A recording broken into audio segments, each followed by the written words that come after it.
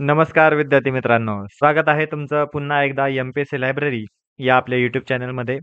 आज आहे 14 ऑगस्ट 2025. सुरू करूयात आजच्या चालू घडामोडी. सर्वप्रथम पाहूया कालचा एक प्रश्न. काल मी तुम्हाला एक प्रश्न विचारलेला होता. ध्रुव स्पेस ही भारतीय स्टार्टअप कोणत्या शहरामध्ये स्थित आहे?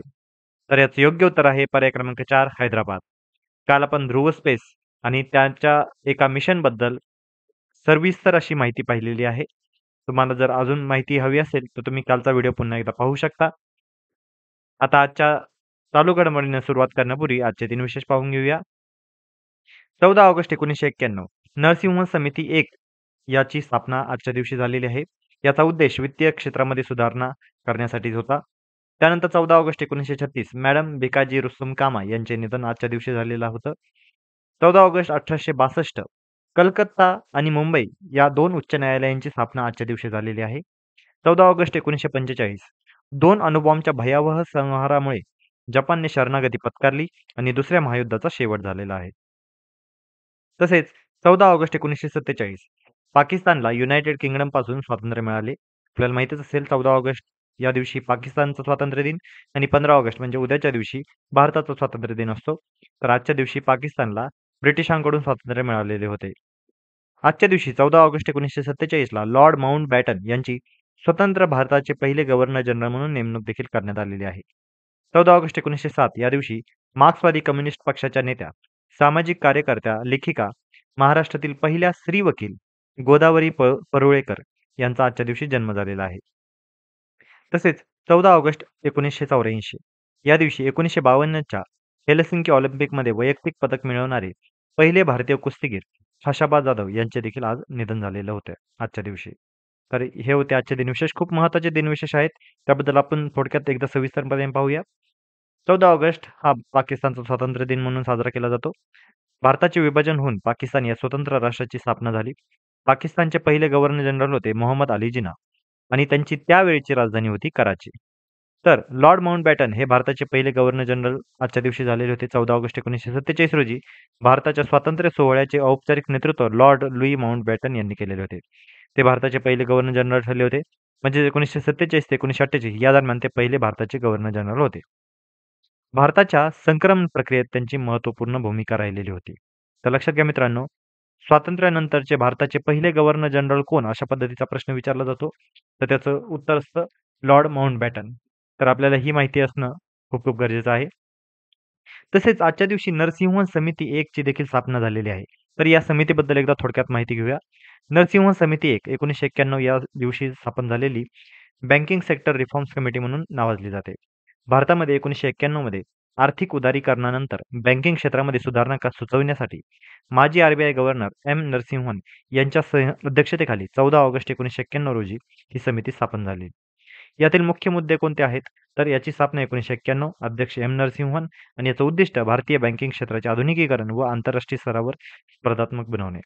तर या समितीचा जो रिपोर्ट होता हा 1998 या साली देण्यात आला आणि त्यानंतर 1998 ला दुसरी नरसिंह समिती स्थापन करण्यात आलेली होती. तर या नरसिंह समितीच्या 1च्या ज्या शिफारसी होत्या त्या एकदा थोडक्यात पाहून घेऊया. कारण या शिफारशी आपल्या परीक्षेच्या अनुषंगाने अर्थव्यवस्था या घटकामध्ये विचारल्या जातात. त्यामुळे आपल्याला याबद्दलची माहिती असणं खूप खूप गरजेचं आहे. यातील महत्त्वाच्या शिफारसी होत्या एस-एल-आर व सी-आर-आर टप्प्याटप्प्याने कमी करणे, बँकांना कर्ज देण्यासाठी जास्त निधी उपलब्ध व्हावा, हे यामागचं उद्दिष्ट होतं. त्यानंतर नॉन परफॉर्मिंग ॲसेट्स म्हणजे एन-पी-ए हे नियंत्रण आणि वसुली सुधारणा करणे, बँकिंग क्षेत्रामध्ये स्पर्धा वाढवणे, खाजगी व परदेशी बँकांना यामध्ये प्रवेश देणे, आर-बी-आयचा नियामक म्हणून बळकटपणा वाढवणे, तसेच शाखा जाळी कमी करून कार्यक्षमता वाढवणे आणि याचा परिणाम काय झाला? तर भारतात वित्तीय उदारीकरण व खाजगी बँकांचा यामध्ये प्रवेश झालेला होता. म्हणजेच एच-डी-एफ-सी, आय-सी-आय-सी-आय आणि ॲक्सिस या अशा प्रकारच्या बँका यानंतर आता स्थापन होण्यास सुरुवात झालेली होती. आणि मी तुम्हाला अगोदर सांगितल्याप्रमाणे नरसिंह समिती 2 ही 1998 साली स्थापन झाली आणि या समितीचं नाव होतं फायनान्शियल सेक्टर रिफॉर्म्स कमिटी. लक्षात घ्या मित्रांनो, नरसिंहन 1 म्हणजे 1 म्हणजे ज्यावेळेस 1991 ला जी समिती स्थापन झाली, त्या समितीचं नाव होतं बँकिंग सेक्टर रिफॉर्म्स कमिटी आणि 1998 ला जी समिती स्थापन झाली तिचं नाव होतं फायनान्शियल सेक्टर रिफॉर्म्स कमिटी. या दोन्हीही नावं आपल्याला माहिती असणं गरजेचं आहे. कारण वेगवेगळ्या परीक्षांमध्ये यामध्ये कन्फ्युजन करून प्रश्न चुकवण्यात आलेला होता. त्यामुळे आपल्याला याबद्दलची माहिती असणं गरजेचं आहे. तर आपल्या चालू घडामोडींना सुरुवात करूया. भारतीय क्रीडा क्षेत्र कायद्याच्या कक्षेमध्ये आलेलं आहे. मी काही दिवसांपूर्वी तुम्हाला याबद्दलची माहिती दिली होती. कारण जुलै महिन्यामध्ये हे बिल संसदेमध्ये म्हणजेच लोकसभेमध्ये हे सादर केलेलं होतं. राष्ट्रीय क्रीडा विधेयक आता लोकसभेमध्ये आता मंजूर झालेलं आहे. आणि हे कोणत्या दिवशी मंजूर झालेलं आहे? तर 11 ऑगस्ट 2025. 2036च्या ऑलिम्पिक आयोजनाच्या दृष्टीने हे महत्त्वपूर्ण पाऊल मानले जात आहे. क्रीडा विधेयकाशी उत्तेजक द्रव्य प्रतिबंधक सुधारणा विधेयकही मंजूर करण्यात आलेलं आहे. सध्याचे क्रीडा मंत्री आहेत मनसुख मांडवीय. लक्षात घ्या मित्रांनो, आपल्याला क्रीडा मंत्री माहिती असणं गरजेचं आहे. हे विधेयक कधी संमत झालं याची तारीख देखील माहिती असणं गरजेचं आहे. आता या क्रीडा क्षेत्राचे जे विधेयक संमत झालेले आहे, याची एकदा थोडक्यात पार्श्वभूमी पाहून घेऊया. 1975 साली राष्ट्रीय क्रीडा विधेयकाची संकल्पना पण संसदेपर्यंत न पोहोचणे हे या दृष्टीने महत्त्वाचे होते. कारण 1975 साली ही संकल्पना पहिल्यांदा आली होती, परंतु हे संसदेपर्यंत गेलंच नव्हतं. 2011ला राष्ट्रीय क्रीडा संहिता तयार झालेली होती. परंतु त्यावेळी देखील संसदेपर्यंत ते बिल पोहोचू शकले नाही. त्यानंतर 23 जुलै 2025ला हे लोकसभेमध्ये सादर करण्यात आलं. तर 11 ऑगस्ट 2025ला या विधेयकाला मंजुरी भेटण्यात आली. आता या विधेयकातील मुख्य तरतुदी काय आहेत? तर लक्षात घ्या, नॅशनल स्पोर्ट्स बोर्डची स्थापना करणे, केंद्र सरकारकडून निधी मिळवण्यासाठी अनिवार्य मंजुरी घेणे, BCCIलाही राष्ट्रीय क्रीडा संघटना म्हणून नोंदणी आवश्यक असणे, लॉस एंजेलिस ऑलिम्पिकमध्ये क्रिकेट समावेशामुळे BCCIला सरकारी नियम पाळावे लागतील, अशा पद्धतीच्या या गोष्टी या विधेयकामध्ये मांडल्या गेलेल्या होत्या. राष्ट्रीय क्रीडा न्यायाधिकरण स्थापना. यामध्ये क्रीडा संघटना व खेळाडूंचे वाद सोडवणे, निर्णयाला फक्त सर्वोच्च न्यायालयातच आव्हान देऊ शकते, अशा प्रकारची न्यायाधिकरण देखील आता स्थापन केले जाणार आहे. तर या विधेयकाचं महत्त्व काय आहे? तर विद्यार्थी मित्रांनो लक्षात घ्या, यातील पारदर्शकता, भ्रष्टाचार नियंत्रण, जागतिक दर्जाच्या क्रीडा प्रशासनासाठी ऐतिहासिक पाऊल हे असं मानलं जात आहे. तर लक्षात घ्या मित्रांनो, राष्ट्रीय क्रीडा विधेयक तर लोकसभेत मंजूर झालेलं आहे आणि या विधेयकामुळे आता BCCIवर देखील थोडासा आता वरचष्मा राहणार आहे. तर थोडक्यात आता या विधेयकाबद्दल माहिती घेऊया. BCCIला नॅशनल स्पोर्ट्सची मान्यता घेणं आता बंधनकारक असणार आहे. सरकारी निधी न घेताही देशाच्या कायद्यांचे पालन आता करावे लागणार आहे. तसेच निवडणूक, खेळाडूंची निवड व वादांचे निवारण आता राष्ट्रीय क्रीडा लवादामार्फतच होणार आहे. मी आता थोड्या वेळापूर्वी सांगितलं होतं तुम्हाला, की राष्ट्रीय क्रीडा न्यायाधिकरण स्थापना करण्यात येणार आहे. तसेच नि लवादाचे निर्णय हे अंतिम असणार आहे.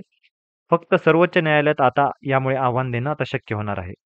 आता नॅशनल स्पोर्ट्स बोर्ड हे जे स्थापन करण्यात येणार आहे, त्याच्याबद्दल एकदा माहिती पाहून घेऊया.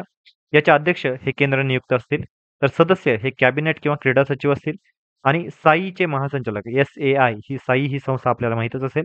याचे महासंचालक यातील सदस्य असतील आणि 2 क्रीडा प्रशासक यामध्ये असणार आहेत. त्यामध्ये पूर्व अध्यक्ष, सचिव किंवा कोषाध्यक्ष हे असतील. तर एक प्रतिष्ठित खेळाडू म्हणजेच खेलरत्न, अर्जुन, द्रोणाचार्य पुरस्कार विजेते यामध्ये असणार आहेत. आता महत्त्वाचा बदल काय केलेला आहे? तर प्रशासकांची निवडणूक वयोमर्यादा ही आता 70 ऐवजी 75 वर्षे केली जाणार आहे. तर हे संपूर्ण विधेयक आपण खूप डिटेलमध्ये पाहिलेलं आहे आणि परीक्षेच्या अनुषंगाने महत्त्वाचे आहे, त्यामुळेच आपण इतका वेळ या न्यूजला दिलेला आहे. तर लक्षात घ्या, 2036 या साली आपण ऑलिम्पिक आयोजनाच्या दृष्टीने हालचाली गेलेल्या आहेत. त्यामुळे आपल्याला हे बिल किंवा हे विधेयक मंजूर करणं गरजेचं होतं. त्या दृष्टीने आता क्रीडा मंत्री मनसुख मांडवीय यांनी आता पाऊले उचललेली आहेत. तर या होत्या आजच्या चालू घडामोडी. तर आजच्या चालू घडामोडीवर आधारित आपण आता एक प्रश्न पाहून घेऊया. नरसिंह समिती 1 ही कोणत्या वर्षी स्थापन करण्यात आलेली होती? तर याचे पर्याय आहेत. पर्याय क्रमांक 1 1998, पर्याय क्रमांक 2 1999, पर्याय क्रमांक 3 1991, तर पर्याय क्रमांक 4 1994. तर याचं योग्य जे उत्तर असेल ते तुम्ही सर्वांनी कमेंटमध्ये द्यायचं आहे. मी आताच नरसिंह समिती 1 आणि 2 या दोन्हीची वर्ष देखील सांगितलेले आहेत आणि त्यांची नावे देखील सांगितलेली आहेत. त्यामुळे हा अतिशय सोपा प्रश्न आहे. तुम्ही सर्वांनी कमेंटमध्ये याचं उत्तर द्यायचं आहे. योग्य उत्तर देणारा कमेंटला नक्कीच लाईक देण्यात येईल, जेणेकरून बाकीच्या विद्यार्थ्यांनी त्याचं योग्य उत्तर समजेल. तसेच मी उद्याच्या व्हिडिओमध्ये या प्रश्नाचं तुम्हाला उत्तर देखील सांगेल. तर या होत्या आजच्या चालू घडामोडी. तर अशाच अधिकाधिक इन्फॉर्मेटिव्ह कंटेंटसाठी आमच्या MPSC लायब्ररी या यूट्यूब चॅनलला फॉलो आणि सबस्क्राईब करायला विसरू नका. आम्ही यूट्यूबसोबतच टेलिग्राम, WhatsApp, Facebook, Instagram आणि X.com म्हणजेच ट्विटर या सर्व सोशल मीडिया प्लॅटफॉर्मवर आहोत. आपल्या भरभरून प्रतिसादाबद्दल खूप खूप धन्यवाद. कारण या अगोदर आपला प्रतिसाद खूपच प्रचंड राहिलेला आहे. तर असाच आशीर्वाद, असेच सबस्क्राईब अजून वाढू द्या आणि आमच्या चॅनलला फॉलो करायला विसरू नका. धन्यवाद.